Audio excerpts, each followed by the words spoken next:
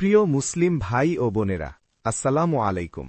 Salsabil channel ও মাহবুব ভাইয়ের পক্ষ থেকে আপনাদেরকে জানাই স্বাগতম। আজ আমি আপনাদের সামনে তুলে ধরব হাদিস সংকলনে ওমর বিন আব্দুল আজিজ রাহমতুল্লাহি আলাইহের অবদান। একমাত্র মহান আল্লাহ রাব্বুল আলামিনের নৈকট্য ও সান্নিধ্য অর্জনের লক্ষ্যে যুগ যুগ ধরে কঠোর সাধনা ও পরিশ্রম এবং মহা আত্মত্যাগের বিনিময়ে যে সকল মহাপুরুষ চিরভাস্বর হয়ে আছেন, রেখে গেছেন মহান আদর্শ ও সমকীর্তি, তাদেরই নির্ঘণ্টে সোনার অক্ষরে লেখা একটি নাম আবুল হাফস ওমর বিন আব্দুল আজিজ বিন মারওয়ান বিন হাকাম বিন আবিল আস বিন উমাইয়া বিন কারশি আল উমারি। তিনি ছিলেন একজন জলিলুল কদর তাবেই এবং ইসলামের পঞ্চম খলিফা। হাদিস শাস্ত্রে তিনি অনন্য সাধারণ জ্ঞান ও বিশেষ ব্যুৎপত্তি অর্জন করেছিলেন। ৯৯ হিজরির সফল মাসে তিনি খলিফা নিযুক্ত হওয়ার সাথে সাথেই হাদিস সংকলনের প্রয়োজনীয়তা অনুভব করেন এবং রাষ্ট্রীয় ব্যয়ে হাদিস সংগ্রহ ও সংকলনের সিদ্ধান্ত নেন। তিনি প্রথম ব্যক্তি যিনি রাসূলুল্লাহ সাল্লাল্লাহু আলাইহি ওয়াসাল্লামের হাদিসসমূহকে সংকলন করার জন্য স্বীয় জীবন সমর্পণ করেছিলেন। নিম্নে হাদিস সংকলনে তার অবদান আলোচনা করা হল। হাদিস সংকলনের কারণ: রাসূলুল্লাহ সাল্লাল্লাহু আলাইহি ওয়াসাল্লামের যুগে পবিত্র কুরআনের সাথে সংমিশ্রণের ভয়ে হাদিস লিপিবদ্ধকরণ নিষিদ্ধ ছিল। তবুও কোনো কোনো সাহাবী হাদিস লিখে রাখতেন, তবে তা ব্যাপক কোনো গ্রন্থ হিসেবে বিবেচিত ছিল না, যেমন আলী রাদিয়াল্লাহু আনহুয়ের সাহিফা। সে যুগে হাদিস সাধারণত সাহাবাগণের স্মৃতির ফলকে সংরক্ষিত ছিল, তাই সাহাবাগণের ইন্তেকালের ফলে হাদিস বিলুপ্ত হওয়ার আশঙ্কায় ওমর বিন আব্দুল আজিজ রাহমতুল্লাহি আলাইহে হাদিস সংকলনের পদক্ষেপ গ্রহণ করেন। তিনি মদিনার শাসনকর্তা আবু বকর বিন মুহাম্মদ বিন হাজমের প্রতি এ মর্মে ফরমান জারি করেন: রাসূলুল্লাহ সাল্লাল্লাহু আলাইহি ওয়াসাল্লামের হাদিস, তার সুন্নাত অথবা ওমর রাদিয়াল্লাহু আনহুয়ের বাণী কিংবা অনুরূপ যা কিছু পাওয়া যায় তার প্রতি দৃষ্টি দাও এবং আমার জন্য লিখে নাও, কেননা আমি ইলমে হাদিসের ধারকদের অন্তর্ধান ও হাদিস সম্পদ বিলুপ্তির আশঙ্কা করছি। হাদিসের প্রতি ওমর বিন আব্দুল আজিজ রহিমহুল্লাহ এর গুরুত্ব ও সম্মান। খলিফা ওমর বিন আব্দুল আজিজ হাদিসের প্রতি চরম শ্রদ্ধাশীল ছিলেন। জীবনের সকল ক্ষেত্রে তিনি হাদিসের প্রতি আজ্ঞাবহ ছিলেন।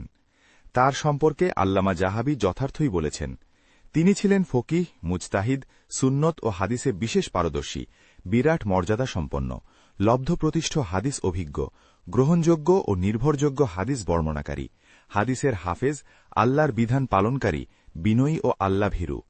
তিনি তার অধীনস্থ সকলকে হাদিসের প্রতি আনুগত্য করার ফরমান জারি করেন। তিনি এক ভাষণে বলেন, আমি তোমাকে তাকওয়া অর্জনের এবং রাসূল সাল্লাল্লাহু আলাইহি ওয়াসাল্লামের হাদিসের আনুগত্যের নির্দেশ দিচ্ছি। তিনি একজন শাসনকর্তার নামে নিম্নোক্ত ভাষায় একটি নির্দেশনামা প্রেরণ করেন: উপক্রমণিকা। একমাত্র মহান আল্লাহ রাব্বুল আলামিনের নৈকট্য ও সান্নিধ্য অর্জনের লক্ষ্যে যুগ যুগ ধরে কঠোর সাধনা ও পরিশ্রম এবং মহা আত্মত্যাগের বিনিময়ে যে সকল মহাপুরুষ চিরভাস্বর হয়ে আছেন, রেখে গেছেন মহান আদর্শ ও সমকীর্তি, তাদেরই নির্ঘণ্টে সোনার অক্ষরে লেখা একটি নাম আবুল হাফস ওমর বিন আব্দুল আজিজ বিন মারওয়ান বিন হাকাম বিন আবিল আস বিন উমাইয়া বিন কারশি আল উমারি। তিনি ছিলেন একজন জলিলুল কাদার তাবেই এবং ইসলামের পঞ্চম খলিফা। হাদিস শাস্ত্রে তিনি অনন্য সাধারণ জ্ঞান ও বিশেষ ব্যুৎপত্তি অর্জন করেছিলেন। ৯৯ হিজরির সফর মাসে তিনি খলিফা নিযুক্ত হওয়ার সাথে সাথেই হাদিস সংকলনের প্রয়োজনীয়তা অনুভব করেন এবং রাষ্ট্রীয় ব্যয়ে হাদিস সংগ্রহ ও সংকলনের সিদ্ধান্ত নেন। তিনিই প্রথম ব্যক্তি যিনি রাসূল সাল্লাল্লাহু আলাইহি ওয়াসাল্লামের হাদিসসমূহকে সংকলন করার জন্য স্বীয় জীবন সমর্পণ করেছিলেন। নিম্নে হাদিস সংকলনে তার অবদান আলোচনা করা হল। হাদিস সংগ্রহ ও সংকলন। ইসলামী শরীয়তের দ্বিতীয় উৎস হল হাদিস। হাদিসবিহীন ইসলামী রাষ্ট্র পরিচালনার চিন্তা করা যায় না। তাই ওমর বিন আব্দুল আজিজ রহিমাহুল্লাহ খলিফা নিযুক্ত হওয়ার সাথে সাথেই হাদিস সংগ্রহ ও সংকলনের সংকল্প গ্রহণ করেন এবং এই মর্মে নিম্নোক্ত ভাষায় প্রাদেশিক গভর্নরগণের নিকট ফরমান জারি করেন: রাসূল সাল্লাল্লাহু আলাইহি ওয়াসাল্লামের হাদিসের প্রতি নজর দাও এবং তা সংগ্রহ ও সংকলনের কাজ শুরু করো। মদিনার শাসনকর্তার প্রতি নির্দেশ। তিনি মদিনার শাসনকর্তা আবু বকর বিন মুহাম্মদ বিন হাজমের প্রতি হাদিস সংকলনের নির্দেশ জারি করেন। ফলে আবু বকর হাদিস সংগ্রহ ও সংকলন শুরু করেন। আল্লামা ইবনে সাদ বলেন, আবু বাকার বিন হাজমকে হজরত আয়েশা রাদিয়াল্লাহু আনহা কর্তৃক বর্ণিত হাদিস এবং তার ক্রোড়ে লালিত পালিত এবং তার নিকট শিক্ষাপ্রাপ্ত উমরা বর্ণিত হাদিসও লিখে পাঠাবার জন্য ফরমান প্রেরণ করেছিলেন। এই নির্দেশের ফলে আবু বাকার বিপুল পরিমাণ হাদিস সংগ্রহ ও সংকলন করেন। পরবর্তীতে এরই ভিত্তিতে সর্বত্র হাদিসের প্রচার ও প্রসার ঘটেছে। সালিম বিন আবদুল্লার প্রতি হাদিস সংকলনের ফরমান। খলিফা ওমর বিন আব্দুল আজিজ রহিমাহুল্লাহ সালিম বিন আবদুল্লাহকে হাদিস সংকলন করে তার নিকট প্রেরণ করার ফরমান জারি করেন। এ মর্মে আল্লামা সুয়ুতি ইমাম জুহরির সূত্রে বর্ণনা করেছেন, ওমর বিন আব্দুল আজিজ সালিম বিন আবদুল্লাহকে হজরত ওমরের জাকাত ও সাদকা সম্পর্কে অবলম্বিত রীতিনীতি লিখে পাঠাবার জন্য আদেশ করেছিলেন।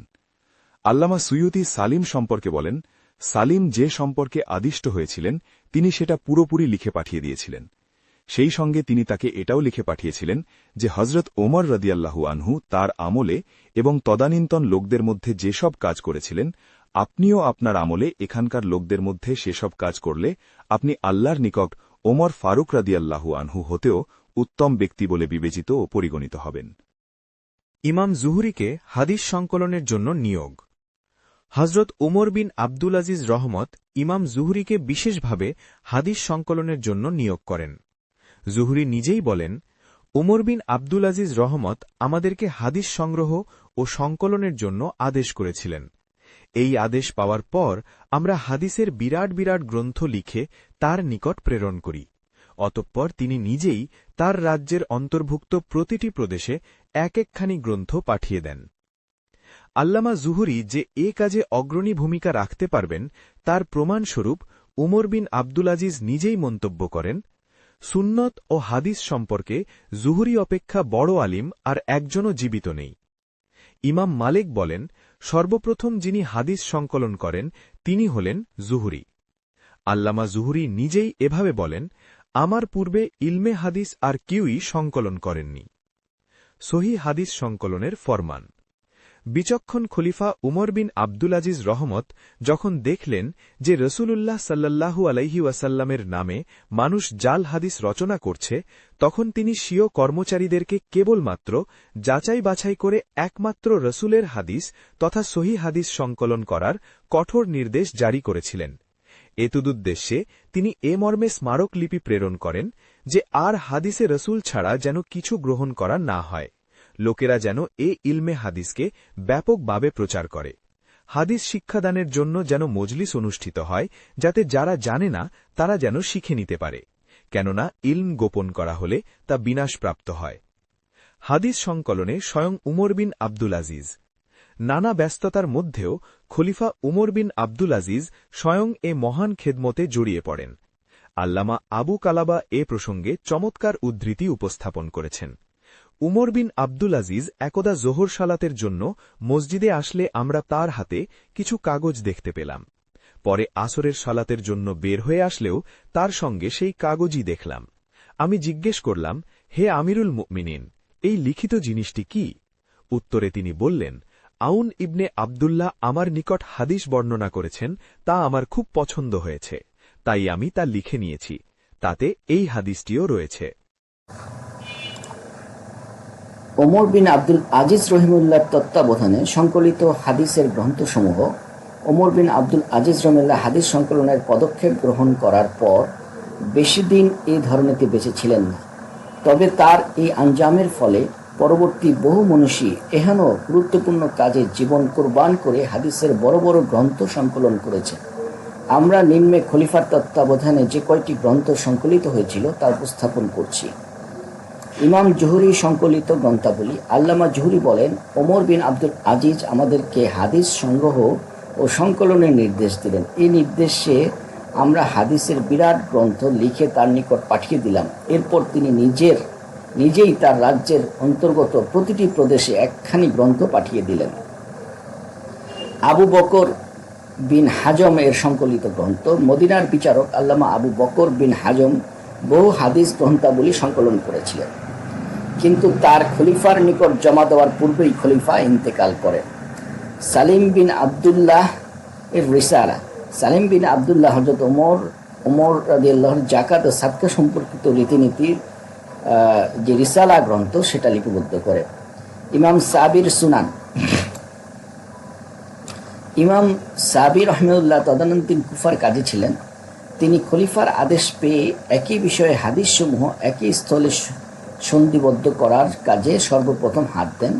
অবশ্য তিনি প্রথম অবস্থায় হাদিস সংকলনে পক্ষপাতী ছিলেন না, পরে খলিফার নির্দেশে বাধ্য হয়ে এই মহান কাজে জড়িয়ে পড়েন।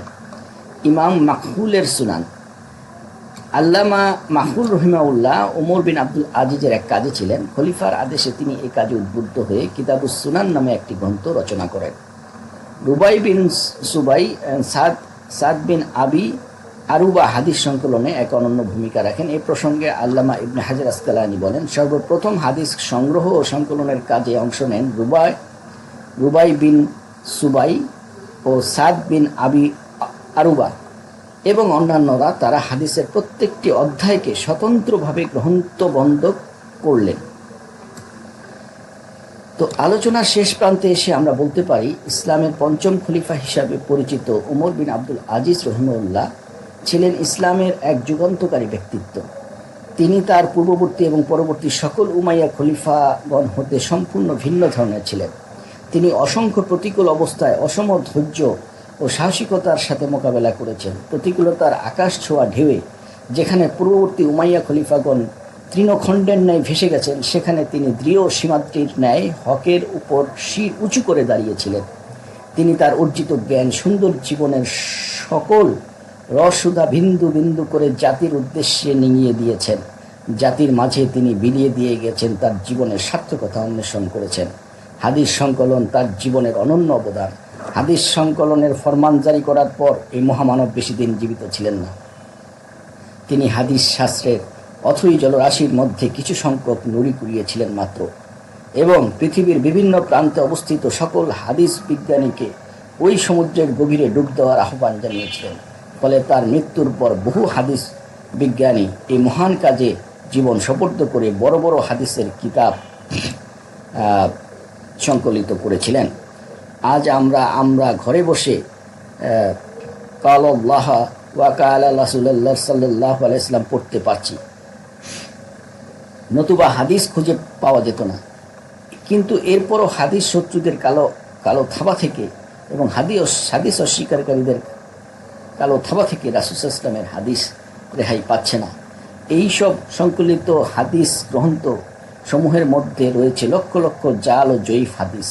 তাই এই সন্ধিক্ষণের প্রয়োজন আজ সংকলিত হাদিস গ্রন্থসমূহকে একত্রিত করে রাষ্ট্রীয় বেগে যোগ্য হাদিস বিশেষজ্ঞের কাছে জাল ও জয়ীফ হাদিসগুলো ছাঁটাই করে শুধুমাত্র সেই হাদিসগুলোকে জাতির সামনে উপহার দেওয়া।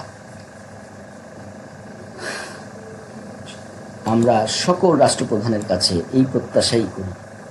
নতুন নতুন তথ্যবহুল ভিডিও ও লেকচার পেতে হলে সালসাবিল চ্যানেলের পাশে থাকুন এবং দ্বীনি প্রচারের কাজে আমাকে সহযোগিতা করুন। আসসালামু আলাইকুম ওয়া রাহমাতুল্লাহ।